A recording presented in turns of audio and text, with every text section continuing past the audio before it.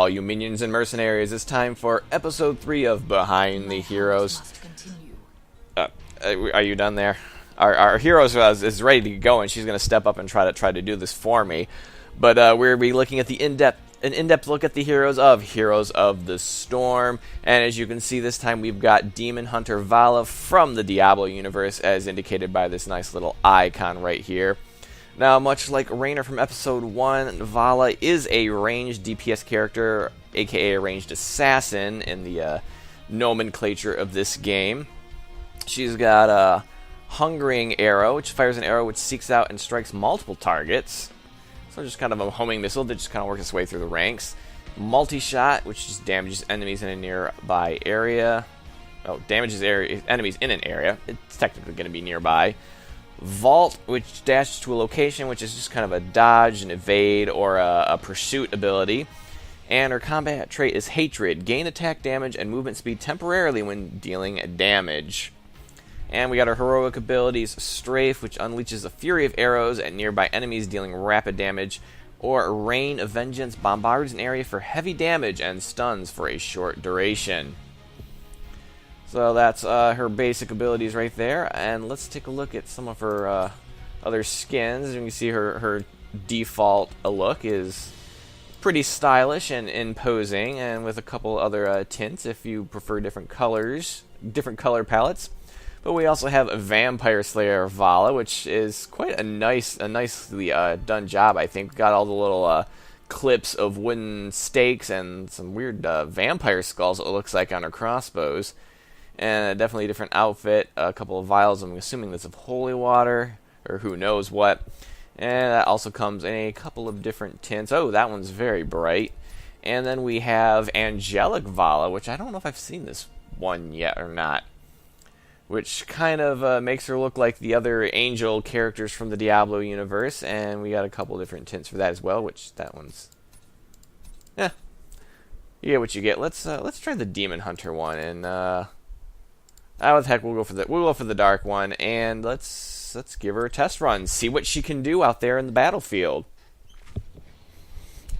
She's supposedly one of the easier characters to use, which I think a lot of the ranged DPS probably are. Maybe not. Some of them have special fancy stuff going on with them, but I think she's going to be pretty straightforward. So let's take a look at her traits, which she doesn't have any extra traits right now, it looks like. That's interesting. But, it's an alpha. Characters are still in development. And, let's just get this level up to 20 so we don't have all the confusion that we had last episode. And let's see, what do we got? At 10 stacks of Hatred, Demon Hunter's auto attacks deal 10% more damage. Sounds very nice. Ability casts also grant a stack of Hatred. Well, let's just use that one for right now. And at level 4, we get Vampiric Assault. Basic attacks heal you for 50% of the damage done. So a little more sustainability. Mana Core. Every third basic attack against the same target deals 50% additional damage. Pretty nice there. Siphoning Arrow. 50% of the damage dealt is returned as health to the Demon Hunter. I'm assuming that probably relates to one of these abilities, but we can't see what it is from here. It says Q ability, so that would be a Hungering Arrow. Pays to actually read what's there. And Puncturing Arrow. Increase the number of bounces to 3 and range by 25%, so it just bounces more times. So that's pretty nice. And we'll do this. We'll probably be attacking Arthas quite a bit, so it's good to just do more damage to him. At level 7, we get Battle Momentum. Basic attacks reduce your ability cooldowns by 0.5 seconds, which I think we saw that with Malfurion. Arsenal, which is your W ability. Multi-Shot also launches 3 grenades, each dealing 185 damage. Interesting. Caltrips. When vaulting, you drop 3 Caltrips that slow enemies by 20% for 2 seconds and deal 65 damage. So that's nice for more escapability with your vault. And Searing Attacks. Activate to increase basic attack damage by 50% for 5 seconds. Attacks cost 20 mana per hit. So it'll up your damage, but it's going to start sucking at your mana, so you gotta watch that. I think I'm going to try this one. Throw some grenades around. And there's going to be a heroic ability. Let's start with Strafe. Rapidly attack enemy. We covered this. We'll just do Strafe. And at level 13, Giant Killer. Basic attacks against enemy heroes deal an additional 1.5% of their target's max health in damage. Or we can do Spell Shield. Periodically reduce the damage received from hero abilities by 50%. Stores up to 2 charges. might have to try that one out because I haven't actually used that one yet. We got Frost Shot. Multi-Shot also slows by 40% for 2 seconds. And Repeating Arrow, which has to do with your Vault. Casting Vault refreshes the cooldown of Hungering Arrow. Okay, so that is interesting. We're going to try Spell Shield to see how that works. Level 16, we got Executioner. Basic attacks deal 40% more damage against slowed, rooted, or stunned targets, which we're not going to see that much in this, and so I won't probably use it. Looks like the Spell Shield has activated. So I guess that's how that works. It's just passive, and then it just puts a ring on there. What happens when it gets the second stack? Never mind, we'll see that later. Okay, Tumble. Vault gains an additional charge, allowing it to be cast twice in quick succession. So that could be nice for a lot more mobility. We got Blood for Blood. Activate to steal 15% of the target enemy's maximum health and slow its movement speed by 30% for 3 seconds.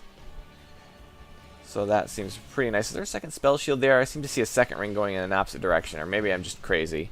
Stone Skin. Activate to gain 30% of your max health in shields for 5 seconds. 60-second cooldown. So we've talked about there's a lot of different shield abilities in this game. So depends if you want to go more damage or if you want to go more mobile, or you want to go a little bit more passive endurance-wise, sustain a little bit longer. So we'll just choose the Tumble. And then we got our Storm talents. Fury of the Storm. Basic attacks bounce twice to nearby enemies for 50% damage. I do like that.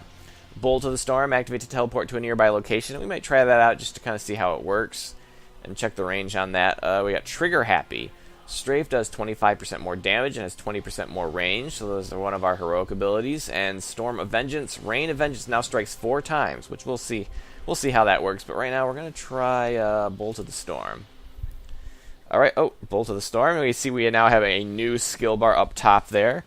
And let's just toggle these minions, send Malfurion out there, and see if we can figure out what the range on this is. It looks like I can go that far. Is there any limit to the range? It does look like it's global range, so let's just start by going right to this location. No? Oops. That didn't work at all. Okay, I think I hit the wrong ability, and then that didn't do anything. Alright, well, Malfurion's probably slowly dying, so let's see if we can't provide a little bit of support for him. Fire out our Hungering Arrows. You can see that kind of bounces around and hits him multiple times.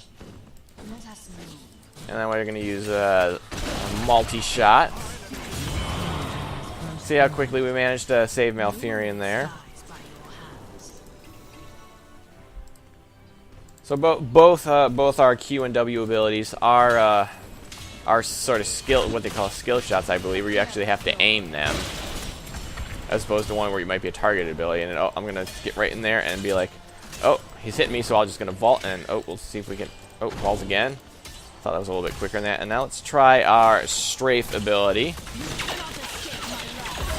So we're just going to go around doing massive damage. And it looks like Malfurion did kind of bite the big one. Okay, let's try this ability. Okay, wait a minute. Target location. Oh, to a nearby location. Okay, so that's a very short-range teleport. I don't really know if I like that at all.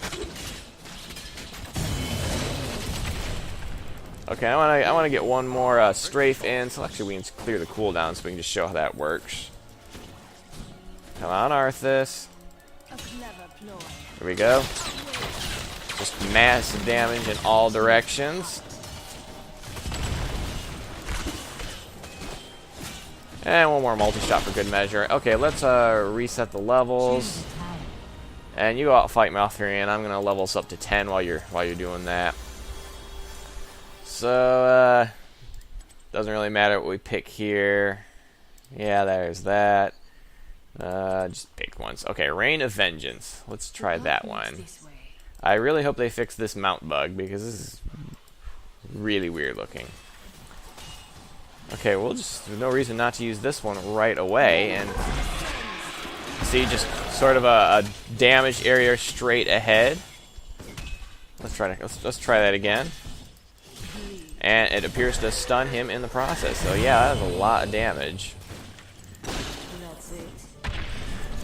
And we'll just dodge right in there for no particular reason other than I can.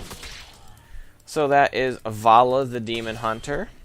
I haven't tried her too much yet, but I think she looks like a fun one to play, so I would recommend this one, especially for a beginner, because it's pretty straightforward, just kind of point and shoot, sort of.